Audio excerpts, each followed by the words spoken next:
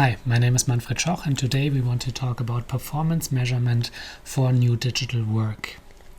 We briefly introduced you to our study with practitioners on new digital work, and we also asked them in this study how do they systematically measure and monitor new digital work success or measures that they take.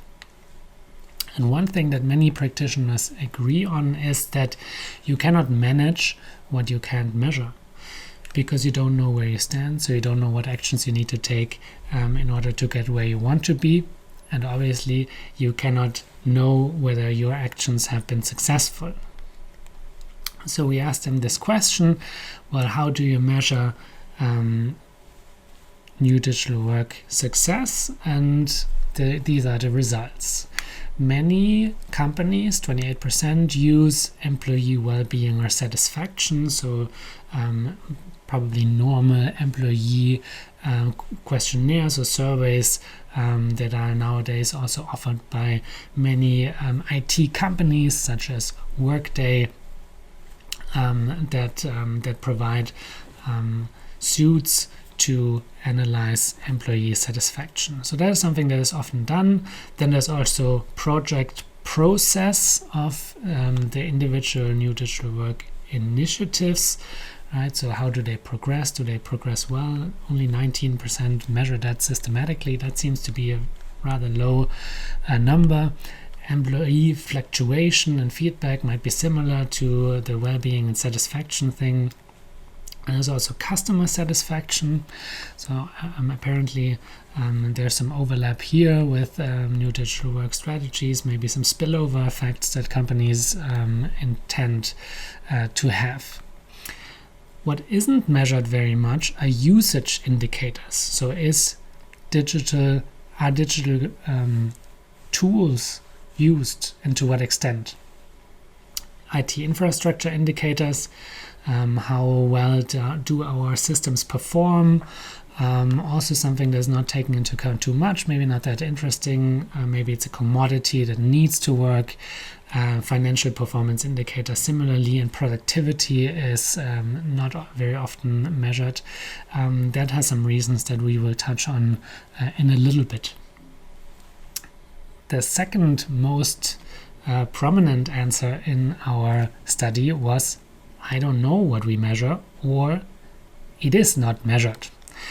And that surprised us a little bit because, as we initially said, you can manage what you can measure. So at the moment, not much measurement in this area. Maybe it's because a lot of people, a lot of companies just try to act and do something, and maybe they're not there yet and will get there. But what's important, or what's interesting, is that this digital work environment offers a lot of opportunities to measure different things, because there are digital trace data that allow you to see which systems were used by whom. And so why is this potential not used yet is a question that we want to pursue a little bit. And one question that you might think about yourself for a little bit is, which KPIs presented here are potentially problematic to track? There are some tools that allow for tracking certain things, certain usage KPIs. Many companies work with Microsoft Office 365, and Office has a dashboard that can be viewed by the IT administrators that show you how many messages, how many calls, how many emails were sent on which workday. That is usually aggregated, so you can't see it for every employee, but then there are other views that allow for some measures on an employee basis, maybe also on a department basis. You could measure maybe adoption or acceptance. How are these different tools used differently by different departments or individuals, which might provide insights on where training is potentially needed. There's a relatively new software suite from Microsoft called Microsoft Viva or Microsoft Viva Insights. and that is designed to really take advantage of all these different data sources and trace data and present them to employees and managers in a way that is okay in terms of the work council will not have any problems with it, and there are no data protection issues here. And that is a tricky thing, and we will talk about that more later on, because what they're saying is they're only using data that can be seen with maybe a little bit more physical labor without this tool. So for example, here you can see 52% of employees are working after hours for more than 1 hour each week. If you looked at their calendars, you could probably see if they have appointments after the core working hours, or in Microsoft Teams, there's this famous green dot that shows you if somebody is online, and that can be seen if you were to look at it. But that's also some sort of monitoring. So it's really a fine line between getting insights that really help you understand new digital work and get better with it, and maybe support your employees and things that they need, and also controlling them obviously too much or violating privacy. There's an interesting paper on a phenomenon called people analytics, because this is touching on people analytics. In sports, there are many ways of analyzing players, how many passes they've completed, how many kilometers they've run, how many goals they've scored, and these measures also help them understand where they maybe need to improve. A lot of things going on there, technology and maybe bats and baseball and so forth. But that trend hasn't really transferred to the office work environment yet, and there are reasons for it. And this paper analyzes different literature on the subject of people analytics, and comes up with 4 key themes that the literature deals with. And one is, what are the opportunities of people analytics, or measuring adoption, measuring performance of individuals?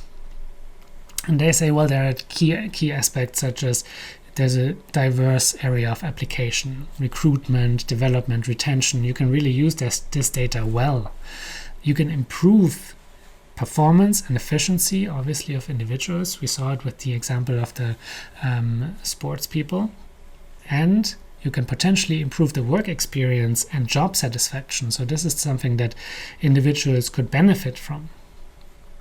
But there are also barriers to adopting.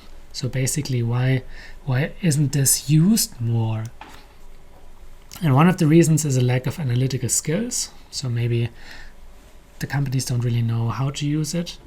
There's a lack of integration between different databases. Office 365 is a very comprehensive online suite, has a lot of different trace data that they can use, so it makes it easier for them, and maybe that's also why they are some of the early movers in this area.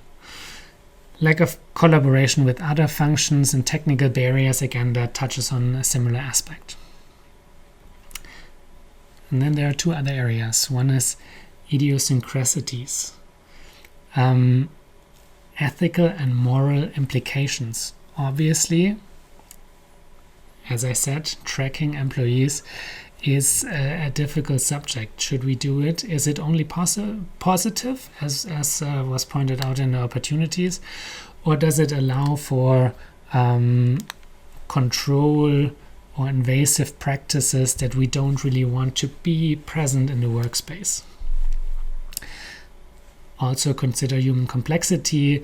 Are those KPIs able to do the diversity and the individual justice? Probably not.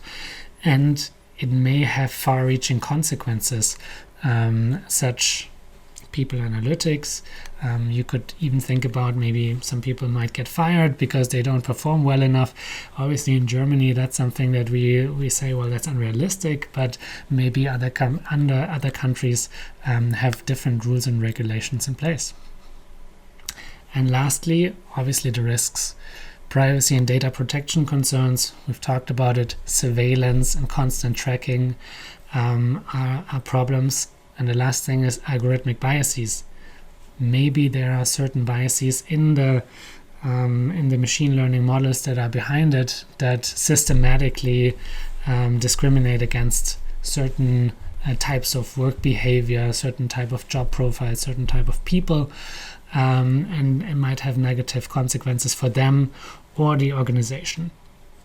So people analytics, measuring success is an interesting subject, a lot of potential, but also a lot of risks associated with it, which is probably one of the reasons why it's not done a lot. If we wanted to define KPIs for new digital work measures, and they don't need to be invasive and they don't need to be ethically problematic, then how would we go about this? Well, first we would define KPIs. So what do we need to know to better manage? And there's a citation from requirements engineering literature, which is about analytical systems, and that says managers define their own information requirements. So often we really need to talk to the decision makers to see what information they need to make better decisions. And then the second thing would be to obviously track those KPIs regularly in certain intervals if the data is available. And for that, Viva Insights and other tools such as Happy Signals could be good ways to do so. Thirdly, evaluate the data and obtain and generate insights. That's something that's not normally done by all software programs. That's a step that managers need to make themselves. What insights do I derive from this data? And lastly, act on the insights. Adjust your best practices. Maybe you have some feedback on how to select KPIs. Maybe it wasn't as helpful as it initially seemed. So again, this is a cyclical thing, as we've seen with the other framework that we introduced. So this would be a simple way of defining KPIs and measuring success. Digital work offers a lot of opportunities for monitoring and tracking, but again, need to be careful what to track and to adhere to ethical standards and obviously data protection policies. But with a systematic approach, there's certainly potential with digital trace data here. So thank you for listening and see you next time.